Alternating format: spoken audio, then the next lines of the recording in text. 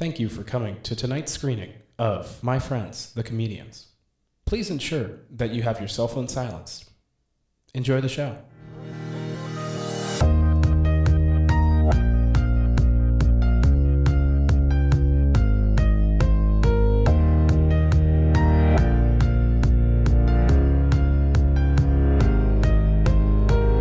Hello, fellow joke enthusiasts, comedy connoisseurs, and champions of chuckle. Welcome back to the show, and if you're new here, my name is Jacob Marscola, and this is My Friends, the Comedians, a podcast where I sit down with a friend and discuss the mysterious, delirious, and unserious realm of comedy. Sitting across from me is a friend of mine who just so happens to be a comedian. He does a lot with stand-up comedy, some might say only with stand-up comedy. He has worked a little bit with sketch as well. He's younger than me, but I'd say he's funnier than me. His name is Kevin Keane Comedy. Hello, thank you so much for having me. And can I just say, you have a hell of a podcaster voice there. It's a good intro. Thank you. I have a lot of fun. I had a lot of fun coming up with that, or in general, I have a lot of fun doing the professional part of the podcast where it's like, Anna, welcome. That's really fun. I like flexing that part of my voice a lot. I've grown to love that. Yeah, if comedy doesn't work out, you could go into sport commentating maybe. If you learn about sports. If you start watching sports. If I start watching sports more, no, definitely. I think I have the voice for it, but like the ability to continue to talk about things happening on the field while they're happening, and also like how they also have to do like the drawing of in the middle of breaks, like see what happened here.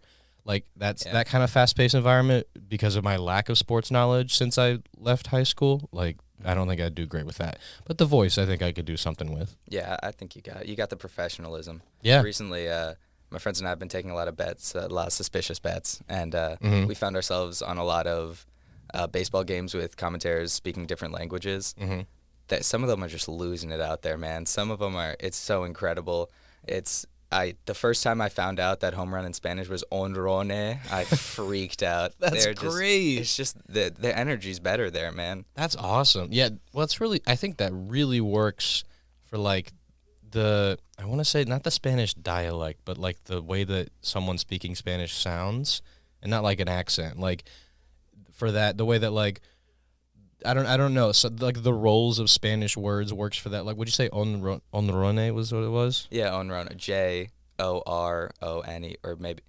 Yeah, onrone. Yeah, like that works, I think, in the same way that home run like works for like the American like milquetoast kind of accent, which is great. I think it works perfectly for both. It's awesome. Yeah, for Big Country. We are 8 minutes and 52 seconds in and already talking about a different language and accent. Absolutely. I love it so much. Well, I'm not in podcast time, actually. This isn't. Oh, excuse me. Yeah, you've broken the fourth wall. Yeah, sorry. If you're watching at home, then disregard that last part. Absolutely. Listening. It's insert time that you're listening right now.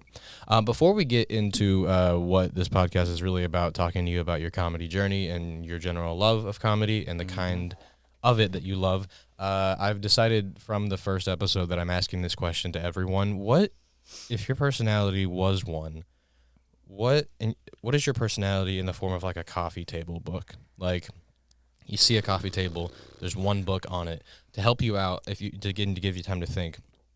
Last episode, and for the remainder of the episodes, I'm probably going to say my coffee table book is, so I have a book about the history of improv comedy. I forget, it's something called Improv, the something we made or something. I know so little about it because it's improv, and that's like most of my personality. But additionally, I have yet to read a single word, which is also part of my personality. It has been sitting on my shelf, and it looks really pretty, and I don't read it at all. But I really like that I have it. So that's my coffee table book. What about you? I'm going to give you two options. Okay. My immediate thought was 101 sex tips, but nobody's going to believe that. Is that a real book, or you just like you can also make up the book? I hadn't thought about that. That is really funny. I wouldn't worry about that. It's a real book. It's a real book, really? Yeah. And you've a read. friend owns it.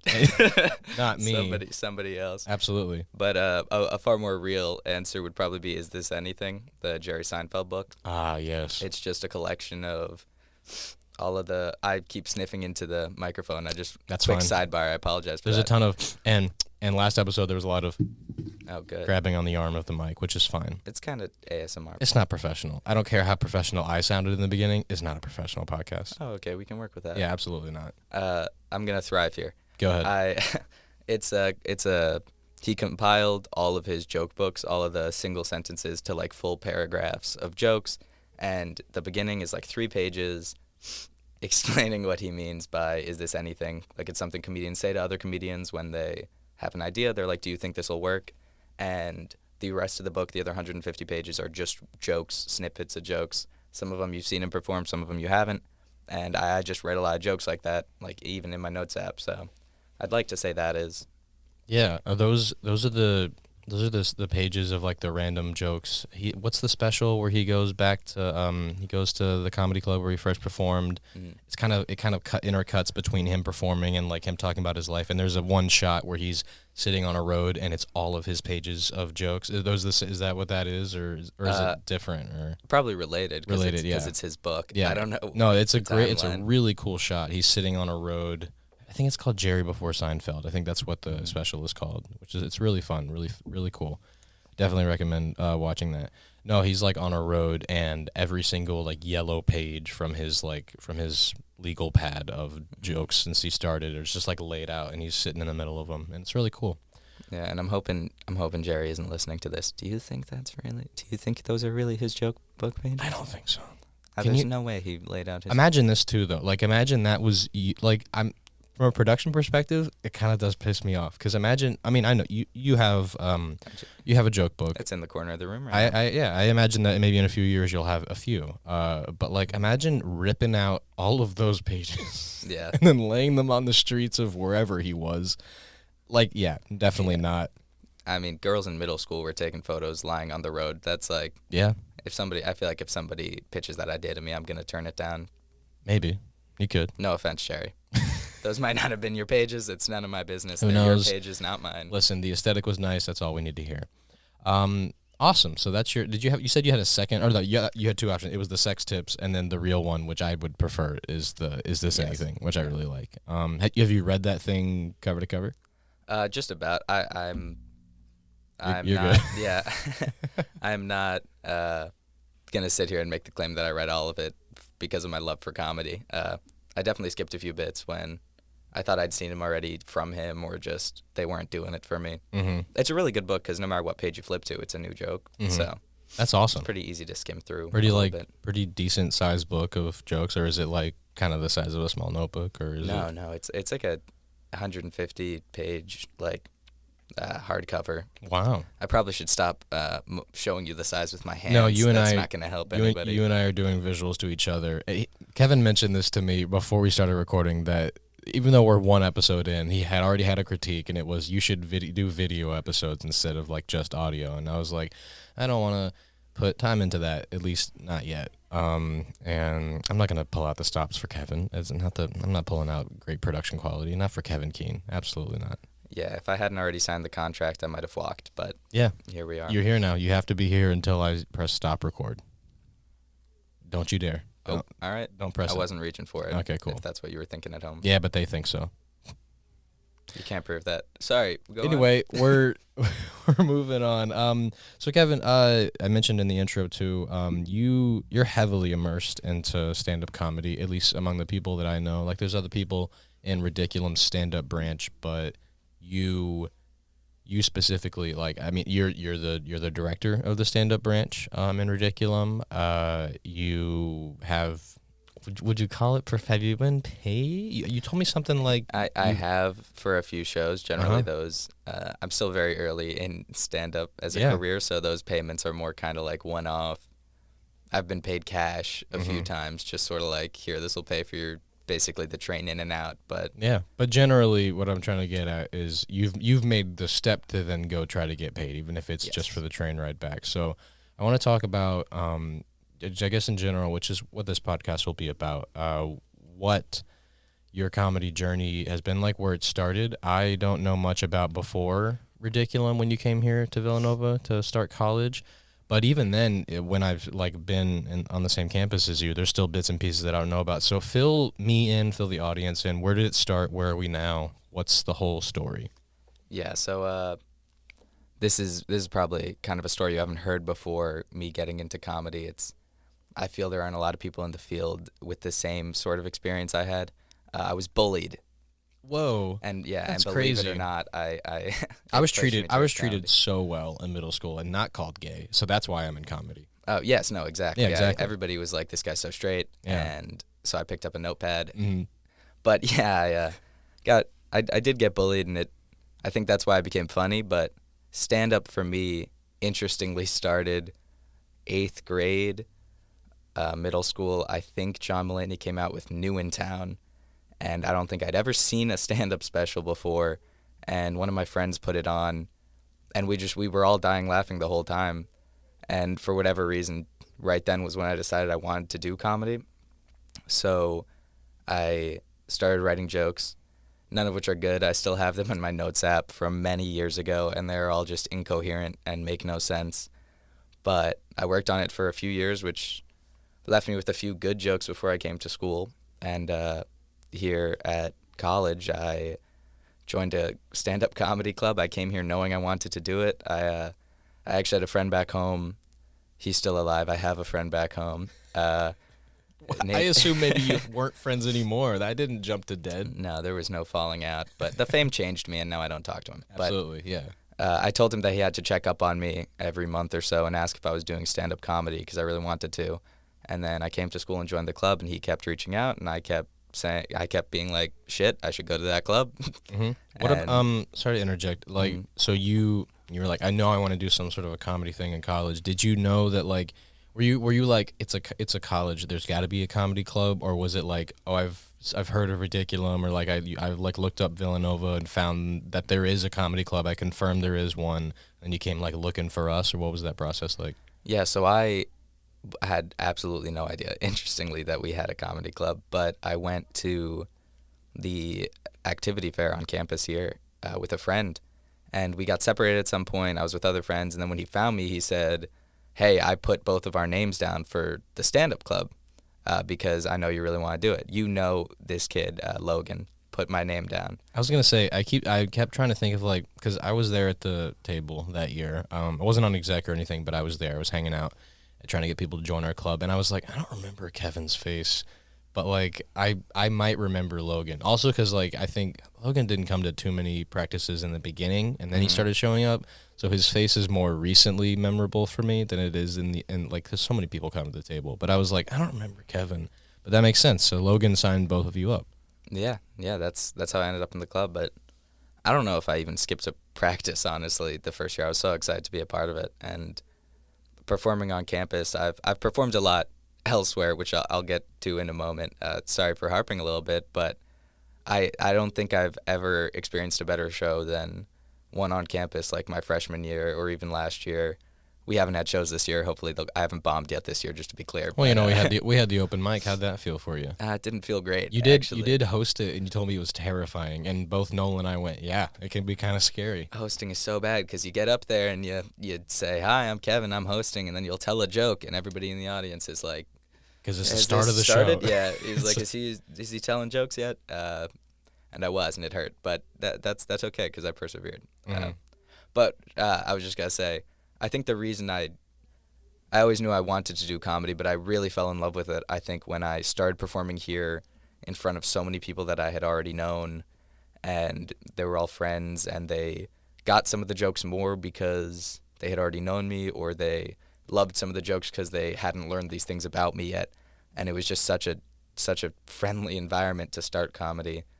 And so I would say my first show on campus was when I figured out I really wanted to do it. But this summer, I would say the final section would be now. And the summer after my freshman year, I performed, I think, 14 times in New York City because I'm from just outside of the city. And performed at a lot of different clubs, got paid once or twice.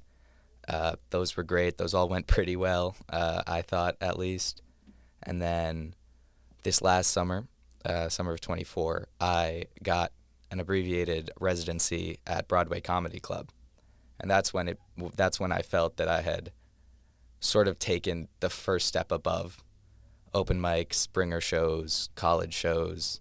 That was when I felt like I was a real comedian because my name was on the ticket. Yeah, and I heard about that. I don't know if I heard about it or saw it on Instagram. Immediately it was like, I texted Kevin, I was like, what the fuck? It's like, hey man, you're going too fast. I was like, that's crazy. Well, I think we had been on we got on like a Zoom call to talk about Ridiculum because you're on the exec with me. And then you told me that, and then no one else showed up to the meeting, so it was just me and you talking for like 30 minutes. But yeah, you had told me that you had a residency, and then I went, cool, what's that? And then you told me about it, and you're like, my name's on the ticket. And I went, holy shit, that's awesome. To get from, in such a short time too, to get from, like you said, your first show, performing here at Villanova, that being the moment you knew that you really wanted to do it, and then getting to this past summer of like, did it so much that your name was on the ticket. That's a short amount of time to get to that point. I'm not going to tell you, oh, you've made it, because man, I don't know shit about comedy or about stand-up comedy, but even I know I'm like, there's so much more to do, but the progress in the short amount of time is insane, I think. Yeah. Thank you. I appreciate that. It's really cool. So you talked about doing all sorts of shows. I agree. I mean, I haven't performed in any other setting, but like I've been to comedy shows in other settings, and I can imagine it is just fun performing. One, for your friends, whether that's improv or stand-up. A stand-up is like very specific to, you need to be comfortable with the audience or comfortable with not being comfortable with the audience. But yeah, it is nice, one, to perform for your friends, because they'll probably laugh at you, or they'll try really hard not to laugh, and so when they do laugh, it's like, hell fucking yeah. But then also, yeah, it's a very comfortable environment, which is why I really like that. And I think we really try to encourage any new members to the stand-up branch, be like, it's not gonna be that bad. Trust me, it's like a 10, and the real world's like a 90. So it's super great. But so it's super great to hear that you were like so comfortable in the first, or at least you were enjoying it in the first show. But you mentioned what other areas of comedy, because you said you performed in New York and stuff a lot. I had this question for later, but you bring it up now, so I'll ask you now. Just tell me about New York comedy, specifically the stand-up scene, because that I think could be its own episode on its own, just talking about what the dynamic is like, what it's like being in open mics there, probably compared to like LA or something. But like, what is New York stand-up comedy like, and what's been your perspective? Yeah, so honestly, I was kind of blown away with how friendly stand-up comedians are. I think you said so quickly, kind of moving up at a good pace. And I think the reason for that is just meeting so many comedians at any given show. If you go up to a comedian, preferably after they've gone up, because otherwise they're sitting in the corner like they're trying to figure out what the numbers mean in their notebook. But they give you their Instagram, they give you their number, they text you about shows, they text you about shows that they need to bring people to, or if you need to bring people to shows. I found out about the audition show at Broadway because of a comedian named Olivia Von Blue, who's wonderful. She's doing a show. I can't remember the name of it, but I think it's called Olivia Von Blue is Famous. She's doing great. And she told me all about the show and kind of where to apply.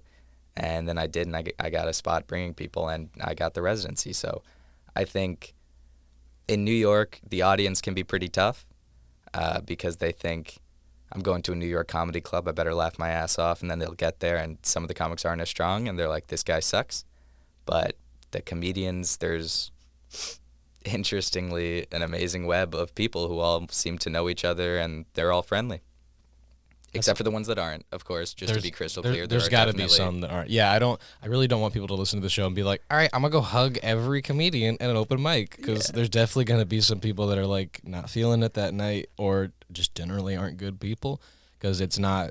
Yeah, no, I like the sentiment, but also, yeah, don't just like assume that every comedian's going to be how Kevin is describing them. Yeah, maybe you get back what you put in. Actually, you definitely get back what you put in, because one of my first shows, the summer of 23, I was performing at the Comic Strip Live, which is one of the oldest clubs in New York. It's wonderful. It's a great club. Yeah, the guy there who runs it's really friendly. But a comedian before me went up, and he said, I'm going to do new content, and the content bombed. And in between each joke, when he bombed, he went, hey, guy, I guess we'll scratch that one. Like, okay, that one's not going in the set. And then people would laugh and it worked out. The problem with that is I had planned on doing new content and I had planned on doing the same thing because that's hardly a comedian taboo. I think every comedian does that kind of thing with a new joke. And so in a sort of panic, I got up on stage, did my first few jokes, looked down at a little piece of paper with my list of jokes, my set, and I said, seeing as it went so well for my friend before me, I figured I'd do some new content too. And he was livid. He screamed from the audience. Oh my God. He was like, watch it, asshole. He was like, don't do that. And he stopped. I got off the stage and I went to find him. And he was beyond angry. He was saying how you should never do that to a comedian, how it's rude. You shouldn't get on stage and tell jokes about other people's jokes. And part of me wants to say that it's a huge part of comedy, you know, and when you do a joke that doesn't work, sometimes comedians are going to talk about it. And then part of me thinks I've never done that again, and maybe it's for good reason. Yeah, was that kind of earlier? Was that the summer? That was summer before sophomore year. Was that what that was? I want to ask actually. I want to pivot to that. That seems like a lesson well learned or something that at least happened or something. Are there any other experiences specifically from that summer? Because I'd argue that at least like from the perspective of someone who's seen you perform and like not seen the in-between bits, but seen you your freshman year and then sophomore year and then last year and then this year, hopefully it's better. It's probably better. But like seeing the improvement. So like I want to talk specifically about that middle section because I do think from freshman to sophomore year is when I think myself and also other people probably were like, oh, we see improvement. We see the improvement here. Improvement enough too, especially you became the stand-up director that year. Yeah.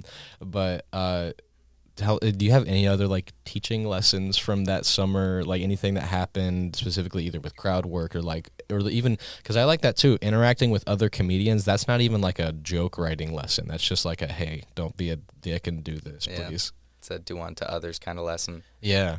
I mean, something I would definitely say is I didn't realize just how much goes into sort of a working set or the set that you're doing when you get booked for a gig and it's all the jokes you've done 100 times and they really work.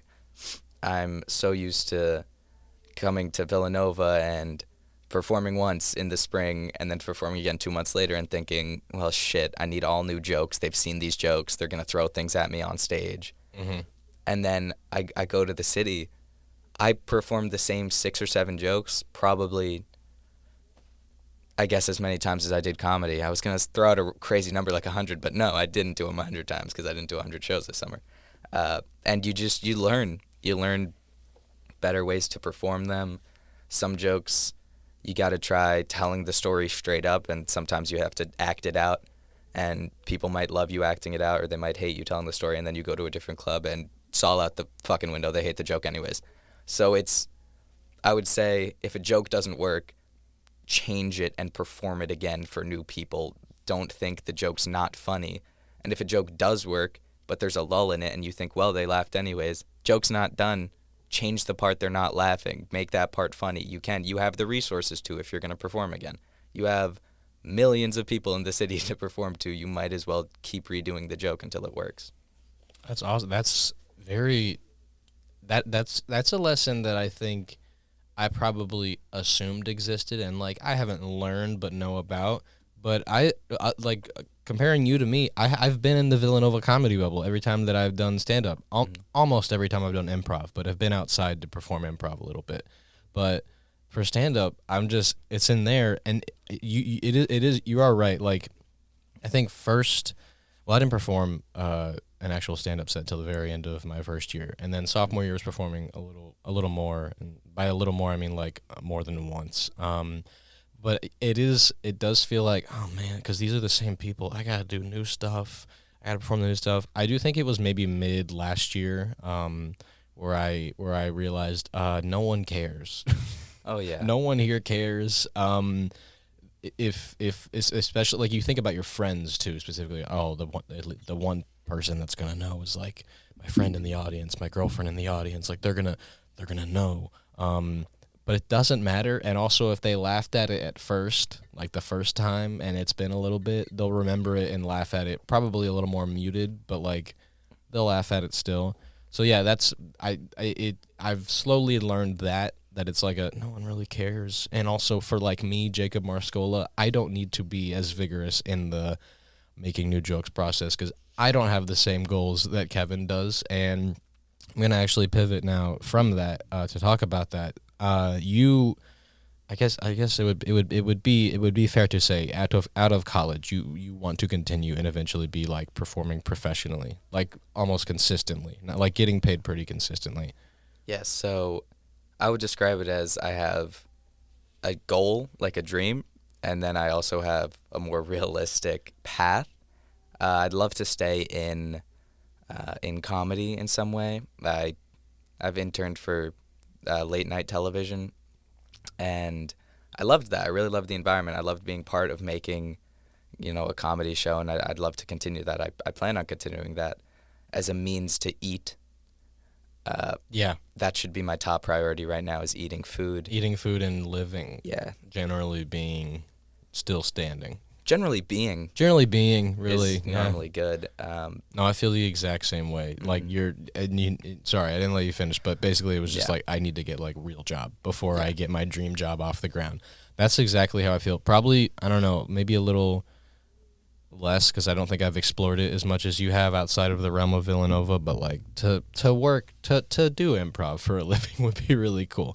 But also I need to get a job before I do that. I think I'm going to be disappointed in myself if out of college, if I have like a real job, but if I'm not like going to some sort of local improv theater, if not to perform, just to watch, to keep being immersed in it. Mm-hmm. No, I know. Does it also cause you extreme anxiety sometimes? Yeah, pretty much always. Pretty much always. Yeah, as a man studying engineering in college, you could imagine. The fear for me is like I'm in marketing and it's like, oh, I'm putting some work. Yeah, no, engineering I can imagine. And I think about you and I think about Andrew Mister. Who basically did the same thing. This is true. And he's like not doing stand-up comedy right now, but he's not doing engineering and he has a job. This is true. He's writing for a YouTube channel. In entertainment. Which I'm proud that he got there. But no, it was hilarious because you were there for one semester of Andrew Mister, right? It was funny when you got in. Within a week, I think we all figured out this is Andrew Mister, but he's coming in now. Like this is a younger Andrew Mister in the way that like exact same path. Mm-hmm. We can tell that he wants to do comedy, and oh fuck, he's an engineering student. Yeah. Which I think you feel. I don't mean to throw all of those like on you, like, oh, you should be oh fuck, but like, that's how it felt, and it is funny. I think it's nice to talk about out loud and to not pretend like, no, I'm not having like a crisis. No, I know what I'm gonna do, and I'm gonna have a job, and like it'd be fun to do comedy, but whatever. But that's not really how you and I feel. I think for our separate realms of that, but. Yeah, well, if you want to talk any more about that, you definitely can, because it is. I think it's good to talk about it out loud. It's good to decompress and admit that it's a thing happening to both of us. Yeah, absolutely. I will say, anxiety might not be quite the word for it for me. I've decided. I want to say I decided the first show here that I will be doing. Not that I need to or would I hope to one day. I will be doing comedy in some sense. Whether it be production and I'm not even writing anything for a show, I will be involved in it in some way. I'm also dyslexic and great at math, so an engineering degree never hurt anybody. And also, I've always said hell of a fallback if comedy's not working out to be an engineer.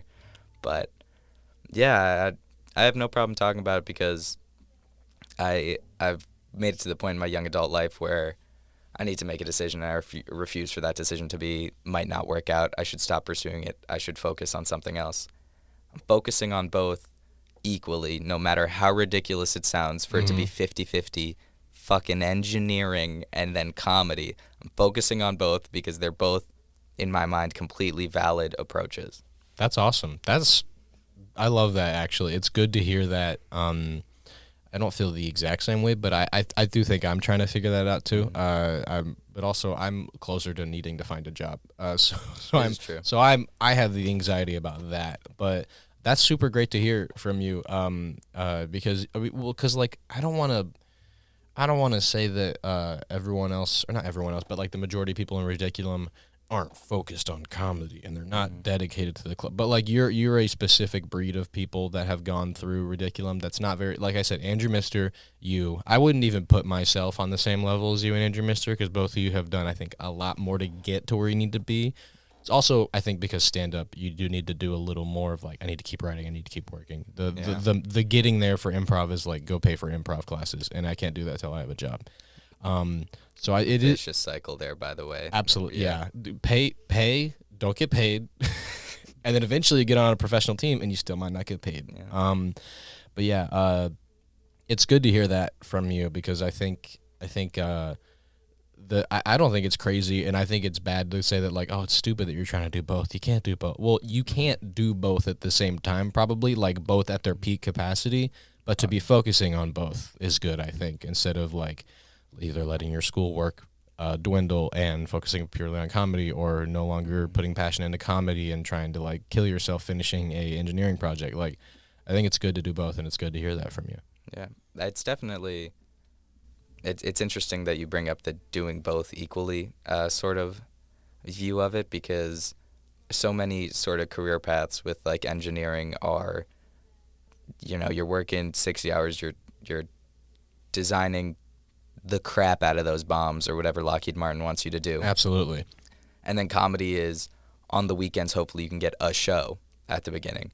Then you start moving your way up the engineering ladder and all of a sudden you're signing off on blueprints and you're working 10 hours less than you would have, or you're doing 10 hours less work than you would have, not necessarily less hours. Whereas comedy is, at the beginning, you're desperately trying to get shows, you're working once a week, and you're just writing in your free time. And then as things start to work out, interestingly, you have way more opportunities to do comedy, and so it exponentially increases how often you can do shows, how much you can do. And that's not to say that I think I can do both, because the parabolas are going to line up perfectly. It's more just an observation that I think it's really interesting that comedy at the beginning, you can work so hard and still you can only do a show a week, 2 shows a week because nobody will take you. And then once you start working, all of a sudden you're drowning in shows, but you already have the content, you know? That's awesome. That's a cool way to think about it. You're right. Like the parabolas might not absolutely line up, but for those 2 paths specifically that you're juggling, that's it seems like it'll work out. Or it's good to have that because then I think you can be more optimistic. Like it's gonna work out the way that it works. Which isn't like to say, oh well, only engineering. The higher you get, the less time you have to spend because that is for a lot of like professional jobs and like that aren't like entertainment specifically. It's like oh, once you get to be a part of, I don't know, if I go to like a marketing firm, I don't know what I'll be doing, but I'll be doing something. But yeah, you work up the ladder. You have little more time on your hands. You're going to commit that time to stand up. Absolutely. That's awesome. Yeah. So if you're listening to this and you're interested in comedy but not studying engineering, I'd probably just bail on one or the other now. I'd probably drop out, focus on comedy, or just never tell a joke again and focus on engineering. Awesome. Or not engineering because you're not doing engineering in this bit. Yeah, you're not doing it. Or yeah, you're probably, what are you? Are you like a comms? Like probably. Yeah, you're watching this at home. You're probably poli-sci, maybe. That's the only major I can think of. Can you believe that? Poli-sci. I think I was just going to try to start listing the majors that my few friends have, and that because they're the only ones listening. Poli-sci or out of college and your name is Andrew Mister or True. Peace and Justice and you're my girlfriend. Those are the 3 things that you could be in this bit. Absolutely. Those are the 3 things. You're either Andrew Mister, Poli-sci, or dating me. Yeah. You're either a sandwich, a taco, or a calzone. Yeah. Oh man, of the 3. What's the best for you? What am I? Yeah. What? I don't want to ask what are you. Just what would you love to eat right now? Oh, I'm taking a calzone. Calzone sounds 10 times awesome. out of 10 times. Yeah. Calzone sounds really good right now. Do you consider a Pop-Tart a calzone? A little off topic, but no, this is good. Nice break. We had a lot of weighted conversation there, so now we get to talk about something fucking stupid. A Pop-Tart. Is it a calzone? I don't think so because unless you can name for me the open face version of a Pop-Tart, that is another thing. Because like open face calzone, that's a pizza. Well, what the hell is that baseline for it? Well, no, because my thought is, oh, well, if something is equivalent to a calzone, then other realities in which it's something else have to be equivalent to it, right? So, like, calzone, if you open it up, essentially it was like a pizza, or pizza closed is a calzone, essentially. I suppose. Unless you can tell me something that's like, oh, a Pop-Tart is a closed this, then a Pop-Tart's just a Pop-Tart to me. Like a Danish? You make an interesting point, but I think that a calzone is just innards surrounded by dough. It's been cooked into a dough. It's surrounded by dough. When you open a calzone, you don't have a pizza. Yeah, but you have stuff that could be in a pizza for the most part. And also think about, like, when they make a calzone, I have to imagine they take what is maybe a semicircular piece of dough and they put the stuff in it and then they fold it over and press it in. So, like, it wasn't a pizza, but it's what could be a pizza folded inside, I think. That's also what people have described it to me. The first time I had a calzone, I was like, Dad, what's this? He said, it's a pizza folded over. And I went, okay, cool. And I had it, and I was like, this tastes like a pizza. And he said, yeah, that's a pizza folded over. And I was like, cool, I like this better for some reason. Yeah, I think you've been indoctrinated and are unfamiliar with calzones. I've had so many calzones. I know exactly what I'm talking about. You know damn well that's different than a folded over piece of pizza. I know pizza. It's not exactly a folded over pizza, but the reason I compare it is because it's dough that was folded over to create the shape of a calzone, and what is inside is usually on a pizza. Okay, if you're going to make the argument that it's just a pizza folded over, or it's like dough folded over, you've got a taco. No, you've got the open end once it's been folded over. No, because a taco is not fully folded in. It's not like cooked. Like a calzone, the dough has been like pressed, like folded over and pressed so much like you can't really just open it up. You got to cut it. I will walk off of this podcast. Hey man, look, it'll be a short episode, but I'm dying on this hill. I'm dying on the hill that I'm not saying it's a pizza folded is just a calzone. I'm saying that. It does sound like I've been saying that, but that's not what I've been saying. What I've been saying is that a calzone is all of the elements of a pizza that have been made in a different way. You ever had jam on toast? Love jam on toast. Okay. Fold that over. Pop-Tart? Pop-Tart. Can you promise me that the toast is sealed the jelly in? Because a Pop-Tart is fully sealed. If I use a panini press... Then your punk ass will have a sealed-in jelly. All right. If you use a panini press on jam and toast, then there you go. Then I will agree that a Pop-Tart is a calzone.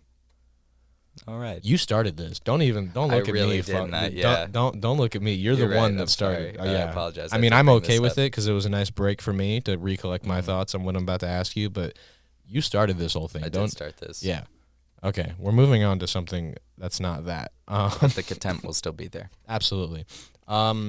So there's, in terms of stand-up comedy, there's all sorts of, I mean, there's this in improv too, or other kinds of comedy and sketch and whatever, but there's, I'd say, I don't want to call it genres, but different, I'm just going to say genres because I can't think of anything else. Different genres of kinds of comedians, like what kind of comedy you tell. There's like dark comedy, there's observational, there's simplistic observational, which is like Jerry Seinfeld, I'd say, where it's like I'm noticing this really weird thing about life, and it doesn't matter at all, and I'm going to talk about it. There's self-deprecating. There's all sorts of different kinds of comedy. Where would you categorize yourself if you could categorize yourself? Because I'd say that you probably tell a range of kinds of jokes, but where would you say you fall back on the most in terms of types of comedy that you write? So it might just kind of be how I've always told jokes. I've never felt particularly confident telling jokes, or for lack of better terms, talking shit about other people. So I've always kind of been self-deprecating. It's always been my whole sort of shtick, and that just kind of translates, I think, to my comedy because I've always been comfortable making people laugh at me. I have no issue with people enjoying themselves and laughing at my expense, especially when it's by my own hand.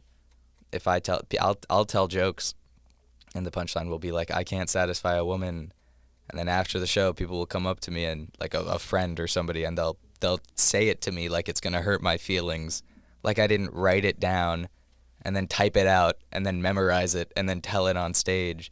It's just something I've always been so comfortable with. So I'd say, 80% of the time I'm falling back on self-deprecating. I like observational too, but even the times I do observational humor, I feel it somehow I end up slipping in self-deprecating jokes about myself while doing it. Do you think, I mean, I would agree. I asked that question knowing most of the answer, but I wanted you to say it. Because, yeah, you're pretty self-deprecating, and you do it, I think you do it in a way that, like, for the most part, has not made me uncomfortable or sad, like, compared to, like, other people that have maybe, like, shown me their jokes or whatever, and I'm like, oh, that's just making fun of yourself and not, like, making funny of yourself. Like, I think you do it pretty well. Would you say that, like, because you fall back, like, you know, that's, I don't want to call it a crutch, but that's a thing you said that you fell back on. Do you sometimes find yourself writing those kinds of jokes a little too much and maybe go like, okay, I need to dip into some observational? Do you find yourself in like a hole where you're like, oh, now I'm just bullying myself? No one would think this is funny. Yeah, I mean, I wouldn't even say it's a hole. I think I'd even argue at this point I have enough experience doing it that I can make anything self-deprecating about myself funny. Do it. It's more. Hey, Right? tell me a joke. We're at the involvement fair. Oh God, I hate when people. Yeah, do you want to real quick hate on that real quick? There's nothing I hate more than when somebody says to you, you'll be like, oh, you're a stand-up comedian, and they'll be like, no, you're not, you're an engineer, and then you'll be like, yeah, but I do stand-up comedy, and they're like, oh yeah, tell me a joke, and it's bullshit because you'd never do that to any other occupation. You'd never be like, oh, you're a painter, draw me something right now, or you're a firefighter, go save somebody from a building, or you're a football player, beat your wife. You'd never say that. You'd never do that to somebody. But for some reason, the second you become a comedian, it's all make me laugh right now, clown, jester, little funny boy. That was really good. That's a joke that Kevin's told, and I love it every time he tells it. Yeah, I do. It's really great. Well, because I love meta humor, and I love meta humor that is like defensive from the point of view of the comic of like, fuck you guys, you bully the shit out of me, and I make you laugh sometimes for free. Like, what? Yeah. What is your deal? No, I love that a lot. I love jokes like that where it's like, hey, where they almost like deconstruct how the process of a comedy show works. Where it's like, all right, this is how it's working. Me and you do this, and sometimes you tell me to like make a joke, and I'm like, that's not how that works. No, that's really, I like that a lot. No. Yeah. It's super. It's super fun. No, and I'll give credit to Kevin. It's a issue that Ridiculum, I'm sure, for longer than I've been in the club, but for the 4 years I've been here now and done an involvement fair, we run into that every year. There's at least some first year that thinks they're really, really clever. Probably doesn't mean much by it, but they still say it anyway. They'll be like, "Oh, you're a comedy club? Tell me a joke." And for the first few years that I was here, I would see either some of like me or some of the exec or whatever attempt to do that, which never do that. Yeah. Don't ever, unless you got one like ready to go and it's pretty good, and even if they don't don't try to do that. Or like, I think I saw someone, I think Nate one time tried to start an improv scene by himself, and I was like, oh, don't do that because they're not gonna laugh either. Kevin, like over the summer was like, or either over the summer or I don't know when you mentioned it, but you're like, what if our response is just, hey, we have an open mic tomorrow? Yeah. And that was our response this year. It was great. We set up an open mic. So your response is like, I will, not right now, but I promise I will. On my terms. You come to my turf. I want you to laugh when I want you to. I just quick note about that.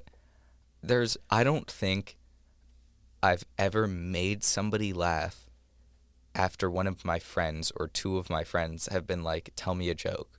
Like, what are you working on? Tell me the joke. They never laugh.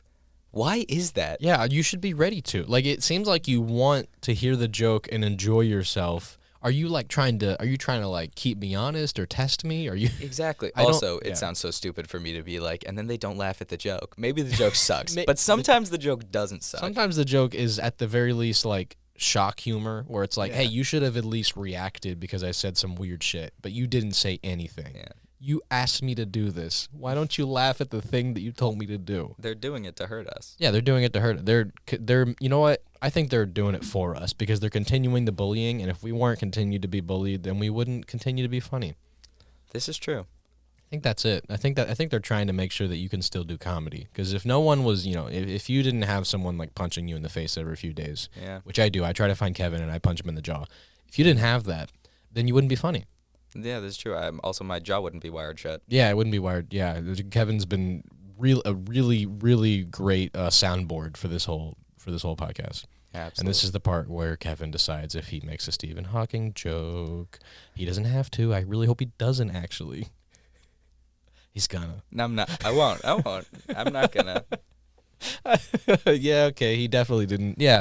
That's okay. Sorry to derail. We were talking about getting into like a hole or getting to like self-deprecating and like, do you sometimes find yourself, and you didn't call it a hole, but you were like, it's not really a hole, but like sometimes doing too much of that where it's not even funny anymore. Right. Yeah, I wouldn't even say I find a problem where I think it's not even funny as much as I get bored of it. I could probably tell the same "my parents aren't proud of me" joke in 100 different ways, and people might not notice that it's the same joke.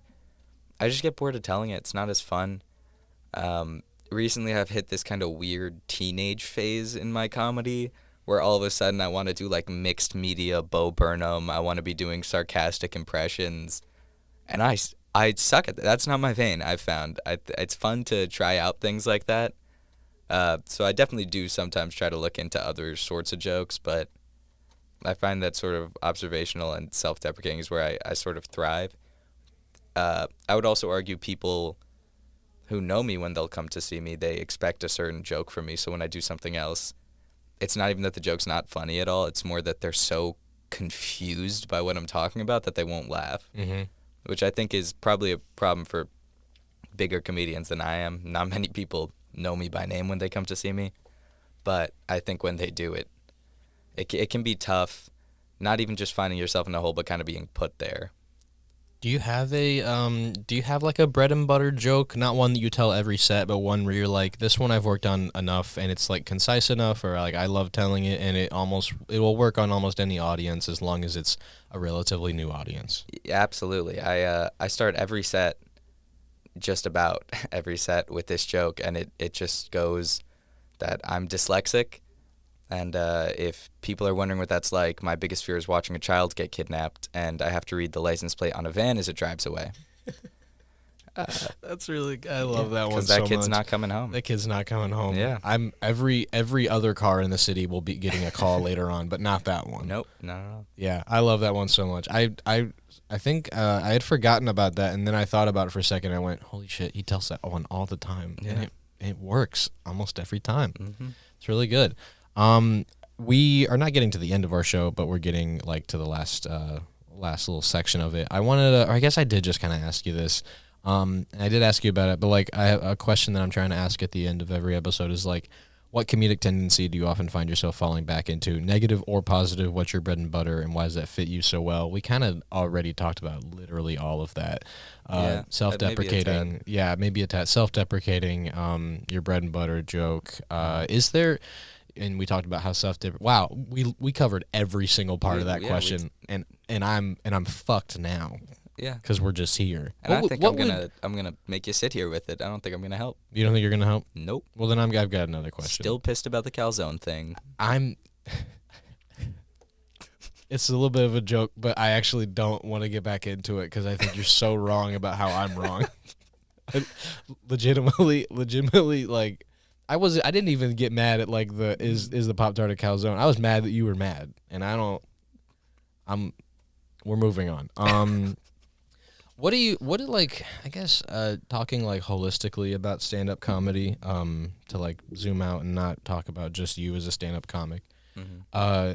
What about it is great for you? Like, what about it is like I'll say stand-up comedy. I think it's generally known because I vocalize it so much. Stand-up comedy isn't my bread and butter. It's not the thing I'm most comfortable with. I'll do improv like any fucking day. Like I'm super comfortable with that, and probably because I'm better at the on the spot and am so self-conscious about when I write shit, and I almost never want to tell it. So what about it for me, like improv, it's just the idea of like there is no weight for me, at least that's what it feels like. So what about stand-up comedy for you? Is like, this is the reason, like this is the reason it happened. Like it might be a similar answer to what other people have like said, but what is the reason that you're still doing it, and why has it not lost its magic for you? Well, a two-parter. The first part, like why I'm still doing it, why like I love it, is I think I'm a narcissistic dick. I like when people listen to me, man. It feels good. I felt like shit a lot as a child, and I tried to make people laugh, and it didn't work much. And now people pay money to sit down while I laugh. It's great. So I do it because I think I love being on stage. And I'm not gonna sit here and be like, well, I like making people laugh. I like when they feel better. No, I like bringing happiness to them. Fuck them. No, if it's I'm for having you, a blast. yeah. I enjoy being up there. I enjoy making jokes, and I think that's why I never stopped doing it. But I do, of course, really love comedy. I love comedy. I love watching it. I love all of it. It's just, I think the reason I'm still doing it is because there's some sort of high that you can't get from anything other than being. And I haven't tried like meth, to be fair. So you could still possibly, do a hard left turn to meth. Then that way I can drop engineering and comedy and just go straight to meth. Straight to meth, yeah. But until then, what was I talking about before meth? I don't know. That's what meth does. It makes you forget stuff. The reason I love stand-up comedy on its own, aside from me, is as a form of comedy, is you're putting on a show, and I guess it sort of depends on the kind of comedy you do, but generally speaking, it's just like you up on stage with a microphone, and it's something you've generally prepared before. It came from your head while you were doing something, and you thought it was funny, and you wrote it down, and you perfected it, and it's just you on stage putting on a show for people, and they laugh half the time. There's something. Honestly, the reason I'm kind of stumbling around right here is because I really don't want to use the word raw, because I think that's going to make me sound like a douchebag. No, go for it. I totally understand the apprehension, but like, yeah, there is what's another word for raw, so you don't sound like a douchebag? It's real. It's real. It's honest. It's honest. Honest is, I think, the biggest thing. I think that's probably what you were trying to get at. It's just like, it's honest. There's not a ton of, like, not to say that other forms of comedy or whatever is like, oh, there's so many barriers of lies and deceit, but like, it's, you're there, and they kind of just, they are listening to what you are doing. If it's just stand-up comedy and there's like no other gimmicks attached to it or whatever, yeah, I think you're meaning to say it's honest, it's real for you, it's raw. Absolutely. It's there's just no veil of the character you're playing or the plot behind it. It's just, sometimes it's 10 seconds for a joke, and it's just you on stage telling it, and that's the whole thing. It feels simple. It feels like when you do it well, all you're doing is talking on stage as yourself most of the time, and people are laughing, people love it, people come to see it. I think there's something about that feels to me like the highest form of comedy. Yeah. That's awesome. Before we wrap up, I realize, I brought Ridiculum's stand-up director here. I brought Kevin, who in my mind occupies one space, and that's stand-up comic. Right. But I realized I sort of boxed you in for most of the interview. Is there any other forms of comedy, be it improv, be it sketch? I know you like sketch a lot, be it just like funny movies that you want to briefly like just give a little bit of time to? Yeah, I will say I love sketch comedy.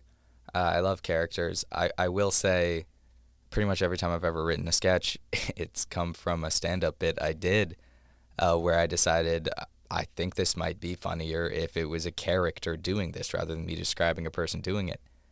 And that's kind of, I guess, to sort of rephrase what I was saying before, it's like it feels like comedy boiled down to a point where you could do a stand-up set about the DMV and how much it sucks being there, and you act out some of it, and you talk about some of it, and you yell about some of it, and then there's nowhere to go down from there. The only way to go is it's a sketch. It's 5 minutes set in a DMV. It's a story about people in a DMV. It's a movie about a bank robbery in a DMV, even though it's not a bank. But I feel like when you boil it all the way down, there's nothing to get lost at. It's just stand-up. It's just somebody telling jokes.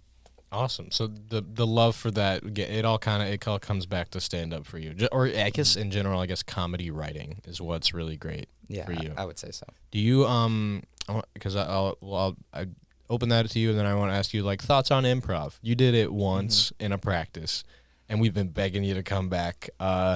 I think maybe sometimes I don't think about the fact that maybe Kevin just doesn't like improv because I keep asking you. What thoughts on like that, or like because that's almost the polar opposite from comedy writing. Like, it's comedy making on the spot. Like, what about that was fun when you did it the few times in the club? What was not fun about it? What's your thoughts? Yeah, no, just to be clear, I love improv. I really enjoyed the 3 practices in my 3 years I attended. I had a lot of fun. I just think from a performing standpoint, the reason I never wanted to really pursue it or like do shows with the club is I kind of like being myself on stage, and the premise being it's Kevin Keane talking about something, because that's what it is. Whereas I'd say first of all, I just don't love getting on stage when I don't know ahead of time what I'm going to say. That's fair. That's so fair. But then second, I guess it would just be I'd feel like I always have to be playing some insane character who's so much not me, and I just feel like I'd get in my head being on stage and trying desperately to be not Kevin. And some people are great at it, and I think it's great when people do it. I just, for whatever reason, it doesn't do it for me. It freaks me out. That's awesome. That's awesome to know that it all ties back to just like I can't think of anything else but raw. You're right. But yeah, no, like just the being real, which isn't to disparage improv. That's just not what you want to do. You want to be pretty straightforward, and you want to be Kevin Keane on stage, not Kevin Keane doing a character, which I think is great, and I think it's awesome when someone discovers that that's what they want. I think maybe there's people that have come in and out of Ridiculum or just improv in general that maybe were like, I need to keep trying, I'm gonna get it, and they probably are funny, and they shouldn't have left comedy if they ever did, but they should have pivoted to another area where they're like, I like being myself specifically. Yeah, I think people are generally the most funny where they're the most comfortable. Yeah, absolutely. No, yeah, comfort, we talked about this in episode 1 too with Owen. Like, comfort, it's not just about being comfortable with scene partners in an improv scene. It's about being comfortable with yourself, with whatever you're performing, whether that's writing from behind the scenes, something that's going to be filmed, whether that's on stage, making something up on the spot, or doing your own jokes, and for the most part, just being you and talking. Yeah, and unfortunately, that's not something people pick up without performing it sometime. Yeah, it's tough that you have to discover that by just going to do it. Yeah, but it's good that you found yourself there. It's been really fun talking to you. This has been a really fun episode. Got into a lot of things I didn't think we'd get into. I love talking about the technical, but also like vague and holistic parts of comedy, especially with someone who's done it so much. If you have anything else to say on the show, you can say it right now. Really, just thank you for having me. Honestly, these kinds of conversations or these conversational topics just don't come up, or when they do, I sound like an asshole for bringing them up. So thanks for having me. I had a lot of fun getting a chance finally to discuss things like this, like comedy as a whole. Yeah, absolutely. And it was great having you on. And don't worry, you're not the asshole because you didn't start the podcast about comedy. I did. Thank you so much for coming on the show. Thank you. Don't worry, I'm the white guy that said we need one more person to talk about comedy. They have got to make these mics more expensive, man. Thank you so much for coming on. I want to say thank you to Andrew Mister for the use of this podcast theme song, Cruisin'. Thank you so much to Kevin Keane for coming on the show. And my name is Jacob Marscola, reminding you to laugh, especially when it's funny.